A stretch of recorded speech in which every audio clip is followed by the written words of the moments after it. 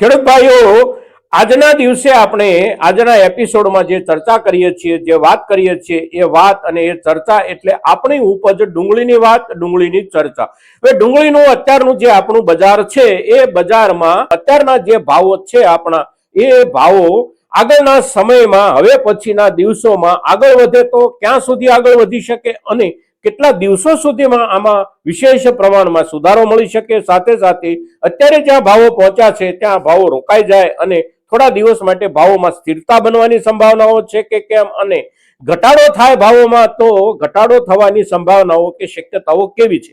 અને આ જે મુદ્દાઓ છે એ મુદ્દાઓ આપણે એટલા માટે ચર્ચવાના રહેતા હોય છે કે આપણી પાસે જે કાંઈ ડુંગળી અત્યારે તૈયાર થઈને આવી હોય કે 2-5 દિવસમાં આપણી પાસે આપણા ખેતરમાંથી ખેંચી અને આપણે લાવી શકતા હોઈએ, અગર તો આપણી ડુંગળીને હજી 2 અઠવાડિયા કે 3 અઠવાડિયાનો સમય લાગે તેમ હોય તો આ બધા મુદ્દાઓ ઉપર આપણે નિર્ણય કરવો તો શેના આધારે કરી શકીએ, એ નિર્ણયના આધારની ચર્ચા એટલે વર્તમાન બજારની સ્થિતિ અને વર્તમાન બજારની સ્થિતિ સાથે જોડાયેલા મુખ્ય મુદ્દાઓ એટલે આપણી ડુંગળી જે કાંઈ છે એ બધા જ વિસ્તારો છે, નિકાલ કેટલો છે અને નિકાલમાં મહત્વનો નિકાલ એટલે આપણે ત્યાંથી છેલ્લા દિવસો દરમિયાન શરૂ થયેલી બાંગ્લાદેશ તરફની જે ડુંગળીની નિકાસ છે એ નિકાસનો જથ્થો અત્યારે કેટલો જઈ રહ્યો છે અને એ જે જથ્થો જઈ રહ્યો છે એ હવે કેટલા દિવસ જઈ શકે, ક્યારે એમાં બ્રેક આવી શકે, અગર તો એમાં કેટલો વધારો થઈ શકે, આ બધા જ મુદ્દાઓ આપણી હવે પછીની ડુંગળી ઉપરની કોઈ પણ નિર્ણાયકતા માટે ખૂબ અગત્યના છે. અને તેથી આજની આપણી આ જે ચર્ચા છે એ ચર્ચામાં આપણે બધા જ મુદ્દાઓ ઉપર ચર્ચા કરીએ છીએ. તેથી આપ સૌ દર્શક મિત્રો આજના આપણા આ એપિસોડમાં ડુંગળી અંગેની આપણી આ ચર્ચામાં આજે અવશ્ય બન્યા રહેજો. નમસ્કાર ખેડૂત મિત્રો, જય કિસાન, જય ભારત.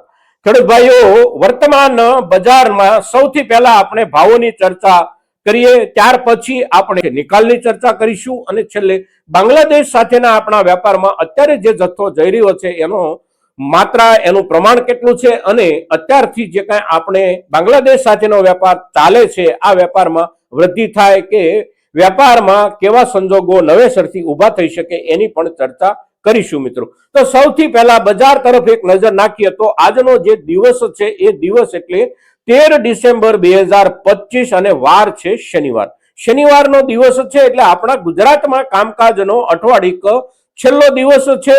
પણ કેટલાક રાજ્યોમાં, ખાસ કરીને રાજસ્થાન, મધ્યપ્રદેશ, આ બધા જે રાજ્યો છે ત્યાં મોટા ભાગે શનિવારે રજા રહેતી હોય છે અને એમાં પણ બીજો શનિવાર હોય એટલે મોટા ભાગના માર્કેટિંગ યાર્ડોમાં કામકાજો આ બધા પ્રદેશોમાં બંધ રહેતા હોય છે. એટલે આજે શનિવાર છે, સાથે સાથે બીજો શનિવાર છે અને તેથી રાજસ્થાન, મધ્યપ્રદેશ આ વિસ્તારોમાંથી મોટા ભાગના માર્કેટિંગ યાર્ડોમાં કામકાજો બંધ હોય. પણ અત્યારની આજની બજાર ભાવની સ્થિતિ આપણે જોઈએ તો ડુંગળીના બજાર ભાવમાં ગઈકાલે જે સ્થિતિ હતી, પરમ દિવસે જે સ્થિતિ હતી, એમાં અને આજના દિવસમાં કોઈ મોટો ફેરફાર નથી. આપણી નવી ડુંગળી જે કાંઈ વેચાઈ રહી છે એ નવી ડુંગળીમાં આપણે જે ડુંગળીનો બદલો આપણે કાઢતા હોઈએ અલગથી, ખેડૂત તરીકે આપણે સૌ જાણીએ છીએ કે આપણે ડુંગળીમાં ઓછામાં ઓછા 3 ક્રમ પાડતા હોઈએ છીએ અને એ જે 3 ક્રમ પાડતા હોઈએ એમાં એક સૌથી નીચેનો જે કાંઈ બદલો છે એ આજથી 1 અઠવાડિયા પહેલા કોઈ ખરીદતું નહોતું, એની જગ્યાએ અત્યારે હવે એના 20 કિલોના 60 થી 70 રૂપિયા જેટલા ભાવ આપણને મળતા થયા છે. ઠીક છે, ત્યાર પછીનો જે ઉપરનો માલ છે આપણો, તો એ આપણો વેચાઈ રહ્યો છે લગભગ 100 રૂપિયાથી લઈને 125 થી 150 રૂપિયા વચ્ચે. ત્યાર પછી ઉપરના ક્રમમાં આપણે આગળ વધતા જોઈએ તો સારી ડુંગળી આપણી 20 રૂપિયા સુધી વેચાઈ રહી છે. ખૂબ સારી અને સુપર બેસ્ટ ક્વોલિટી તો 22, 23 કે 24 રૂપિયા સુધીના ભાવ આપણા ખેડૂતોને મળી રહ્યા છે. અત્યારે આ જગ્યાએ ડુંગળી પહોંચી છે અને આ જગ્યાએ પહોંચવામાં ડુંગળીએ ઝાઝા દિવસો નથી લીધા. 12 થી 15 દિવસ દરમિયાન આપણે જોઈએ તો આપણા ડુંગળીના બજાર ભાવમાં લગભગ બમણો વધારો મળી ગયો છે. હવે આ પ્રમાણે જે વધારો મળ્યો છે એ વધારા પછી આપણે અત્યારના સમયે સૌથી મોટા સવાલનો સામનો કરતા હોઈએ તો એ સવાલ આપણી સામે છે, આપણી પાસેની ડુંગળીને આપણે અત્યારે વેચવી કે થોડા સમય માટે સંગ્રહિત રાખવી. તો એનો જવાબ મેળવવા માટે સૌથી પહેલા આપણે જે કાંઈ ડુંગળી ખેંચેલી છે અત્યારના સમયે એ ડુંગળીની આપણી ક્વોલિટીના હિસાબથી સ્થિતિ કેવી છે, આ સૌથી અગત્યની બાબત છે. ક્વોલિટીના હિસાબથી આપણે ઝાઝા દિવસ માટે એને સાચવી ન શકીએ એવી સ્થિતિમાં આપણી ડુંગળી ખેંચાયેલી હોય તો તો આપણે એનો વહેલામાં વહેલી તકે નિકાલ કરવો જરૂરી બની જતો હોય છે. કારણ કે અત્યારે આપણે જે ડુંગળી ખેંચતા હોઈએ છીએ, આ ડુંગળીને આપણે સૌ ખેડૂતો સમજીએ છીએ અને ડુંગળીના વેપાર સાથે જોડાયેલા કોઈ પણ વેપારીઓ પણ સમજે છે કે અત્યારની ખેંચાયેલી આપણી ડુંગળી લાંબા સમય માટે સારી રહી શકતી નથી. સાથે સાથે એને બહુ લાંબા અંતર સુધી મોકલવાની થાય તો પણ વધારે ડેમેજ થવાની એમાં શક્યતાઓ રહેતી હોય છે. એટલે અત્યારના સમયની આપણી પાસે પાકીને આવેલી ડુંગળી શક્ય તેટલી ઝડપથી આપણે નિકાલ કરીએ, આ ખેડૂત તરીકે આપણા હિતમાં હોય છે. પછી અત્યારની આવેલી ડુંગળીમાં વર્ગ કોઈ પણ હોય, ઉપરનો વર્ગ હોય, મીડિયમ વર્ગ હોય કે નીચેનો વર્ગ હોય, પણ લાંબા સમય સુધી આપણે સાચવી શકીએ એવી ઉપજ અત્યારે આપણી પાસે આવતી નથી. હવે જે ડુંગળી આપણી હજી ખેતરોમાં ઊભી છે એના માટે આપણે શું વિચારીએ તો ખેતરોમાં જે ઊભેલી ડુંગળી આપણી છે, આ ડુંગળીને આપણે 2 દિવસ, 5 દિવસ, અઠવાડિયું કે 10-15 દિવસ સુધી પણ મોડું કરી શકીએ છીએ. કારણ કે ખેતરમાં જે ડુંગળી આપણી હોય છે એ ડુંગળી બગડતી નથી એટલી આપણને દરેક ખેડૂતને ખબર છે. અને તેથી આપણે બજારનો વિશેષ પ્રમાણમાં આવનારા સમયમાં લાભ મળવાની જે કાંઈ સંભાવનાઓ હોય એ લાભ મળવાની સંભાવનાને ધ્યાનમાં રાખી અને આપણા ખેતરમાં ઉભેલી ડુંગળીને આપણે હજી ઊભી રહેવા દઈ શકીએ છીએ. એકાદ અઠવાડિયું વધારે, 10-15 દિવસ પણ વધારે સમય માટે ઊભી રહેવા દઈ શકીએ છીએ.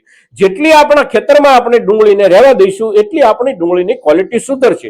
સામે આપણા ઘર સુધી પહોંચી ગયેલી ડુંગળી જે કાંઈ છે એને આપણે જેટલા દિવસ સાચવીશું એટલા દિવસ એમાં નુકસાની બેસવાની સંભાવનાઓ બની જાય છે. એટલે અત્યારે આવેલી ડુંગળી આપણી જે કાંઈ છે, આ ડુંગળીના જે કોઈ વર્ગો ઝડપથી વેચવાની જરૂર હોય એ વર્ગોને આપણે ઝડપથી વેચી દઈએ. જે કોઈ વર્ગ અઠવાડિયું, 10 દિવસ કે 15 દિવસ આપણે સાચવી શકીએ એવું હોય તો એમાંથી કેટલોક જથ્થો આપણે સાચવીએ, પણ અવશ્ય અત્યારના બજારે કેટલોક માલ આપણે વેચી દઈએ. સારી ક્વોલિટીનો આપણી પાસે છે તો પણ આપણી પાક ઉપજમાંથી આપણે 30%, 35% કે 50% સુધીનો આપણી ઉપજનો ભાગ આ દિવસોમાં અવશ્ય વેચી દઈએ. કારણ કે અત્યારે જે ડુંગળીનું બજાર અને જે ભાવનો દરજ્જો પહોંચ્યો છે એ દરજ્જેથી આગળના સમયમાં વધારો મળવાની જેટલી સંભાવનાઓ છે એટલી જ અત્યારના સમયે બજાર સ્થિર થઈ જવાની પણ સંભાવના છે. અને સાથે સાથે કેટલીક શક્યતાઓ અને સંભાવનાઓ બજારમાં ભાવોમાં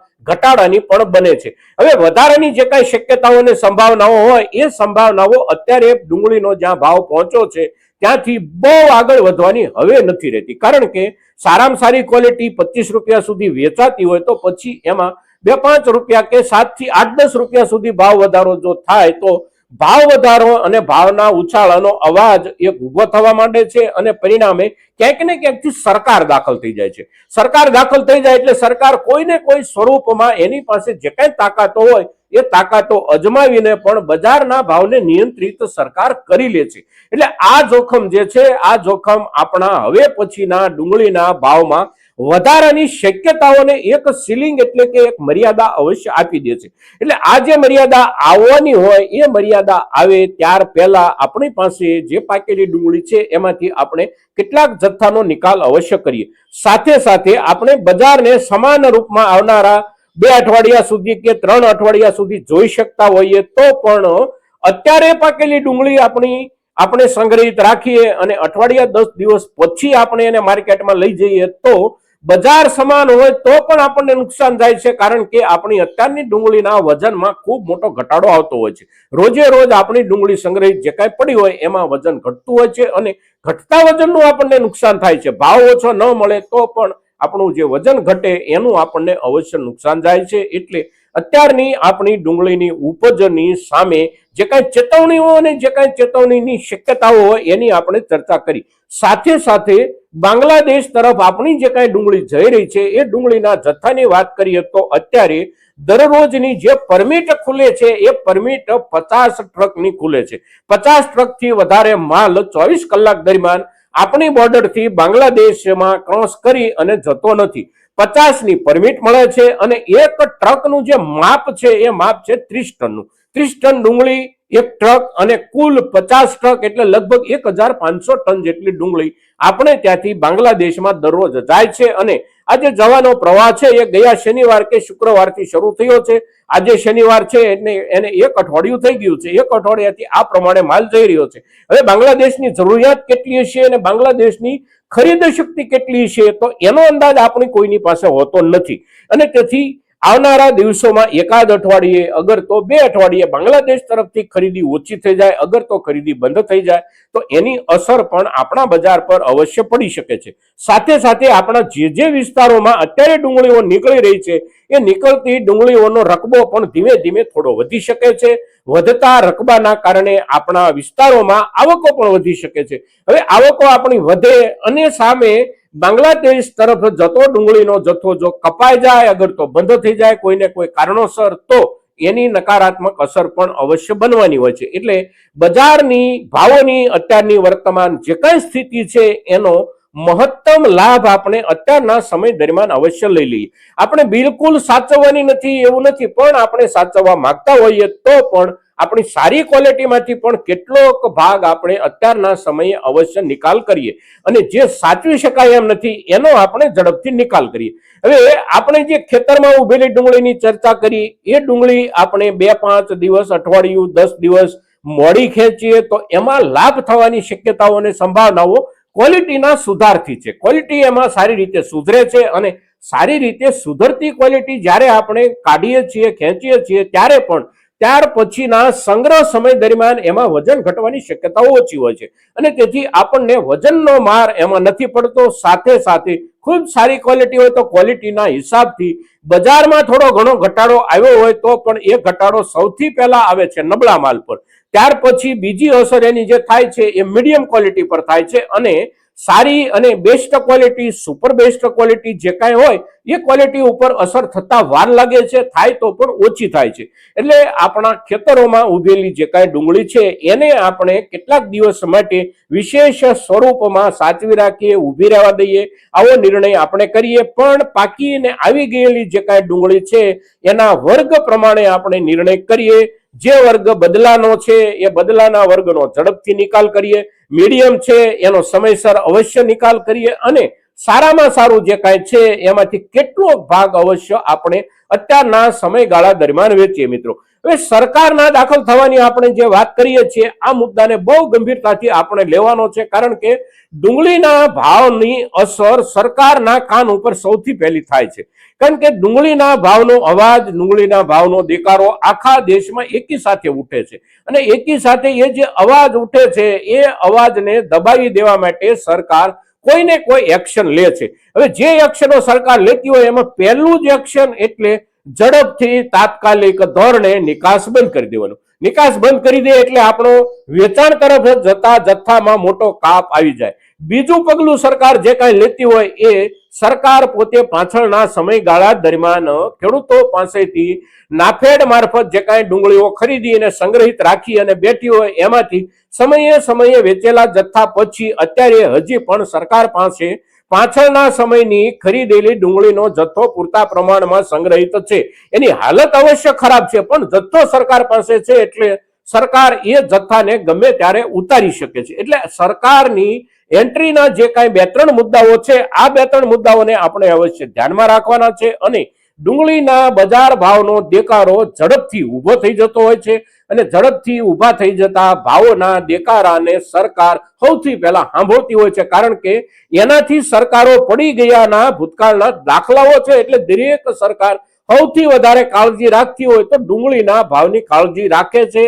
વધી ન જાય એના તરફ સરકારની નિરંતર નજર બની રહેતી હોય છે. એટલે આપણી પાસે જે કાંઈ ડુંગળી અત્યારના સમયે છે એનો નિર્ણય કરવા માટે અગત્યના મુદ્દાઓ જે કાંઈ છે આ દરેક મુદ્દાઓની જ્યારે ચર્ચા કરીએ છીએ ત્યારે ડુંગળી જેવા સૌથી અગત્યના અત્યારના સમયના પાક અને સૌથી સંવેદનશીલ પાક પરની આપણી આ ચર્ચા મહત્તમ ખેડૂતો સુધી પહોંચે ખૂબ જરૂરી છે અને એને માટે આપ સૌના પ્રયાસોની અપેક્ષા સાથે જય કિસાન, જય ભારત.